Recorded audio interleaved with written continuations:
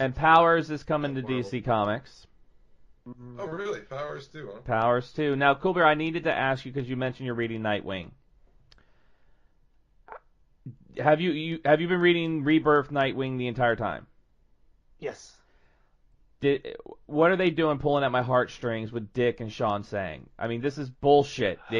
Sean Sang was perfect for Dick Grayson, and then they give me a couple happy issues, and then they rip them apart, and then they kind of she's like, I love you, Defacer and Nightwing can be together, but Dick and Sean cannot be together.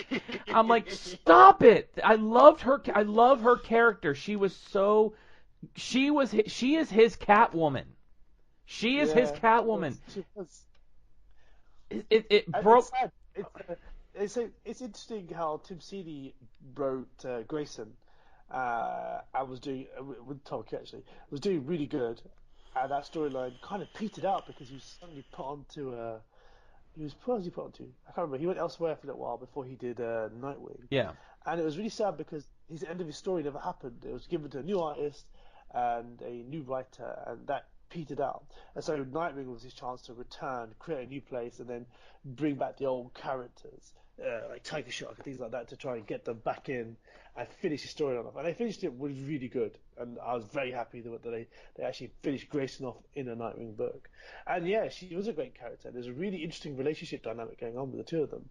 And it's a shame that that's not like a more permanent fixture, because it was just compelling writing with good relationship dialogue. And when do you see that in comics? What?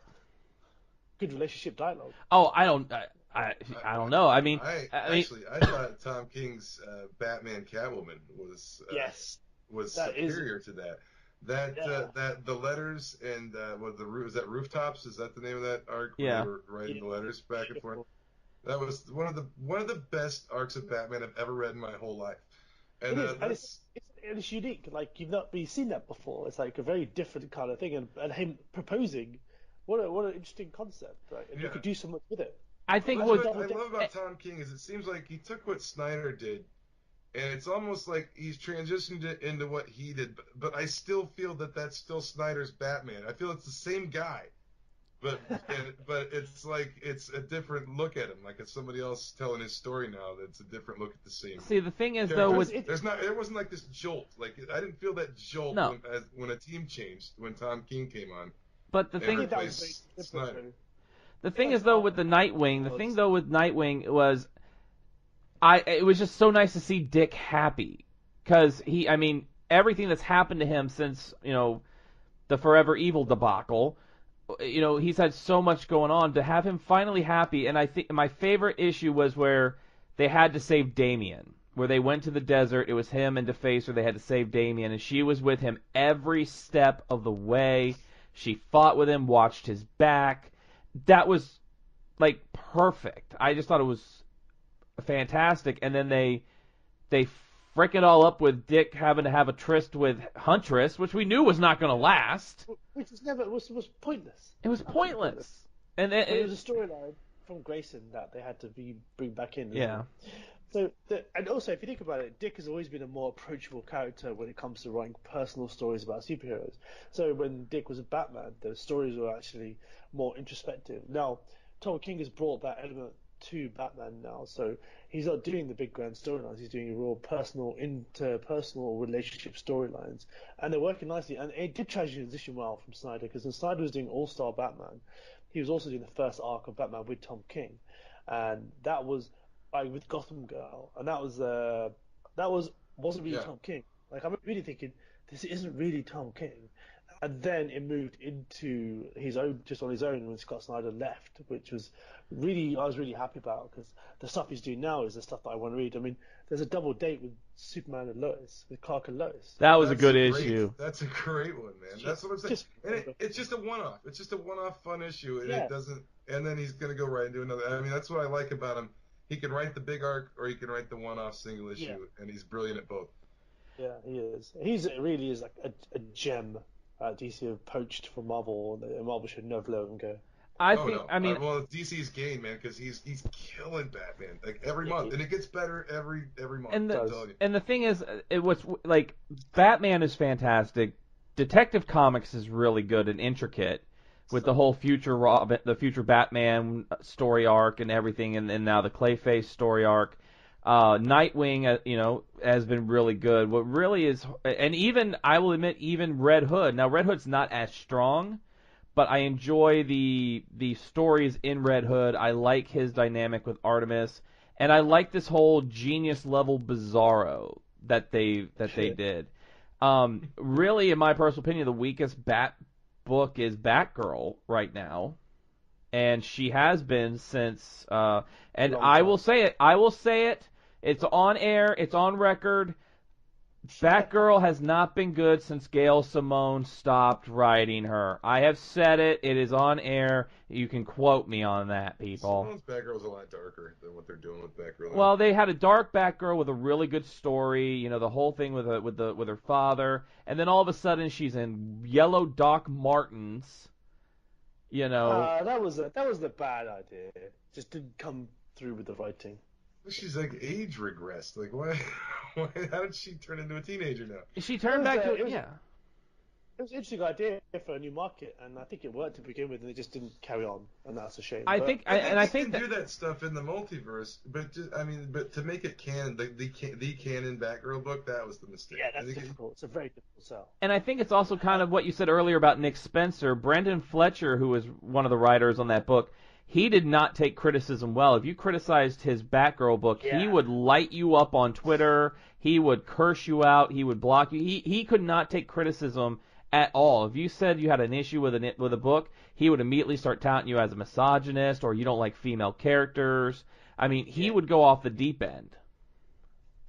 It's one thing fans being dicks, but when comic creators do it, you realize why the fans are dicks. Like, people are gonna not buy your book if you act that way. Only Alan Moore gets a pass to be a dick. Only Alan Moore gets to be a dick. So I have a question. Yes. What are your thoughts on Doomsday Clock? One, the book, and two, the concept of it. I think Johns is doing an amazing job at aping Alan Moore for the first few issues at doing Watchmen stuff. It's more Watchmen than it is anything else. Really, it is. So far. Now, I struggled to read it because I remember when before Watchmen came out, and I didn't mind that so much because there were prequels or like kind of establishing stories. Because Watchmen in and of itself is a contained story, and it's an interesting story, and each character finishes their path. I started reading the new one, and it is really well drawn, really well written. Because it is, it's a very competent book, right?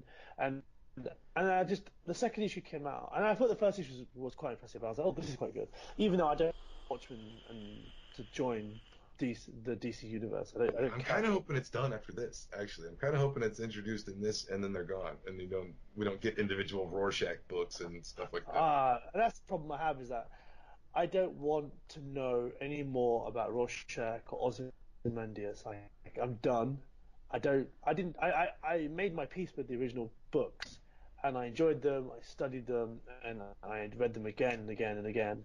And I don't want more, and that's why I'm not reading it anymore. I read the second issue. I was like, I don't want this. Even though I'm not going to, the book I think is very, very well written, very well drawn. So I'm kind of one of those Watchmen people now, that readers, the fans that are like, Watchmen was what it was for a reason, and I think it should stay that way, and that's why I've stopped reading it. Here's what I think. First of all, like you said, it's a lot more a Watchmen book at this moment in time than it is a DC book, because you get one shot of Superman at the end of the first issue. They've opened up the language. They've let him swear on it. They've let him make it more Alan Moore-esque by making it more mature in that sense. They've said some things I know they're not going to let fly in a regular mainstream DC book. But I think that this is something. I think you can still keep the Watchmen as this thing and still use this. But like I agree with you that I don't think they should carry this on after this. I think this should be a one and done event. But having to do Dr. Manhattan's story is kind of unwritten. He left the Earth, and that's kind of what this is going to deal with. And that's why. But that's the beauty of it, though. That's the beauty of that storyline, because we know that Rorschach died. We know that Night Owl disappeared off. Either you don't really know what happened to them, but that's good because you've had that question in your mind for years and you've been thinking about it, and I don't want answering. That's quite simply the truth. And there are people out there who are angry about there being a Watchmen book and angry that these storylines are carrying on and like credit hasn't been given to Gibbons and Moore and things, but I don't really. That doesn't bother me either. It bothers me obviously as much as it bothers anyone else about how original creators aren't getting the rights and the credit for their books, but not particularly just the Watchmen. I'm just more bothered about how my own feelings towards the original books are, and how I deal with that person. And that's why I'm not going to disparage anyone else from reading it, but it's done for me. I'm not going to pick any more up. Well, like I was saying, it feels more like a Watchmen book. With the little bit that we get, you get one shot of Superman at the beginning, at the end of the first issue. You get more Batman in issue 2 and 3. Now, they're addressing so many. This book is going to address so many things. It's going to address basically back to Flashpoint. Because we know that now we know that Dr. Manhattan had a hand in the Flashpoint, and or in some way, shape, or form, and it's going to be interesting to see what their end game is with this, because everything with Rebirth, the return of the original Wally West, and everything going on there, there's so many questions. There are so many questions from New 52 that need to be answered, and this hopefully will tie everything up. That's what I mean. I think that the Watchmen, because of the DC multiverse, the Watchmen being part of that multiverse in some way. I mean, it may never touch the main Earth Prime of the hero universe. The Watchmen universe is still interconnected, maybe not canon in what we know as superhero books, but it exists in the multiverse. And I mean that for them to use those characters to write a story from some of those characters, I don't think it really disparages the original story, The Watchmen. I think what it does is but yeah, I agree. Like I said, I don't think they should carry this on. Like I don't want a Rorschach book. I don't want a Night Owl book after this. I want it to be touch on these characters to make a story out of what's going on, and then leave it alone forever. That's the important point, is they're not disparaging the original books, and they have a lot of respect for the original material, and that's why Jeff Johns is doing a really good job on this. But yeah, it's just personally my own love for a book, and you can't begrudge people's own views on these sort of situations, but as long as they're not being disrespectful. You could argue that the existence of the book is disrespectful, but let's get over this. Come on, just milk this shit out of everything. Welcome to business. And I'll admit they're doing this one. DC has done, in my opinion, some horrible jobs integrating characters from other universes into their books in the past. My main gripes are like Grifter and Voodoo from Wildcats. Yeah. A book I loved growing up. I loved Wildcats, and they just didn't transition well into the DC. I mean, when you have Grifter fighting the Wildcats villains, and then Superman shows up, it's really weird. But but even like Constantine, who started off in DC, then it was a Vertigo title, and then went back to DC. Yeah. They're I think, and especially it's Johns. It's Jeff Johns, and with his track record of good books, good storylines. I mean, he brought Aquaman back to prominence. He brought Aquaman back to being cool again. And kudos to Dan Abnett, because his current run is freaking fantastic, and the artwork is just gorgeous in Aquaman right now. I'm excited to see where Johns takes this and see what the final answers are. Superman to me is such a weird character because he's like the most powerful dude and like the nicest guy in the world, and like in the DC universe, like nobody can step to him, and he's always got to fight guys like Darkseid to go full out. That's one of the things that's kind of cool about Marvel is that they deal with their overpowered characters a little bit. Like the Hulk is the Hulk could literally end the world with a punch to the ground, like vaporize it. He's so powerful, but he's a big dumb animal. He doesn't have like the intelligence to think about doing something like that on his own. Like Superman can do the same thing. He's just not going to do it. But I mean, it's a little silly to have any kind of minor villains in a world where there is a guy like Superman that has super intelligence, is a super good guy, and has all the powers. There should be no street crime whatsoever in the whole world, because if there's one guy like Superman, there would